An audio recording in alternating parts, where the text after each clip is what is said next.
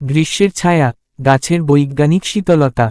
একটি পরিপূর্ণ পরিণত গাছ প্রতিদিন প্রায় ৩৮০ লিটার জলীয়বাষ্প বাতাসে ছাড়ে, একটি প্রাকৃতিক প্রক্রিয়ার মাধ্যমে যার নাম ইভ্যাপোট্রান্সপিরেশন। এই প্রক্রিয়ায় গাছ মাটির গভীর থেকে জল শোষণ করে তা পাতার মাধ্যমে বাষ্পে পরিণত করে আকাশে পাঠিয়ে দেয়। এই জলীয়বাষ্প পরিবেশের তাপ শোষণ করে বাতাসকে শীতল করে তোলে। ফলস্বরূপ আমাদের চারপাশের আবহাওয়া হয় আরও স্নিগ্ধ ও মনোরম।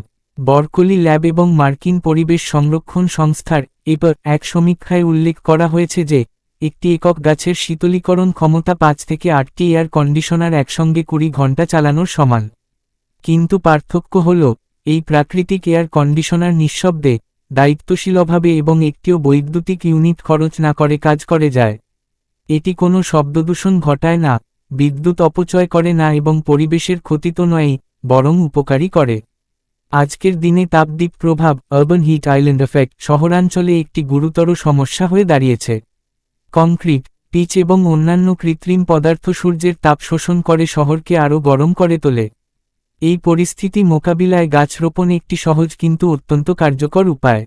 গাছের ছায়া কেবল তাপ সরিয়ে দেয় না, তা আমাদের মনেও প্রশান্তি এনে দেয়। তাই যখন আপনি কোনো গ্রীষ্মের দুপুরে গাছের ছায়ার নিচ দিয়ে হাঁটেন, তখন মনে রাখবেন, এটা শুধু ছায়া নয়, এটা বিজ্ঞান, নীরব ও নিবেদিত প্রাকৃতিক প্রযুক্তি। একটি গাছ কেবল সৌন্দর্য বা অক্সিজেন দেয় না, বরং সে প্রতিদিন আমাদের পরিবেশের জন্য একটি নিঃস্বার্থ বৈজ্ঞানিক কাজ করে যায়।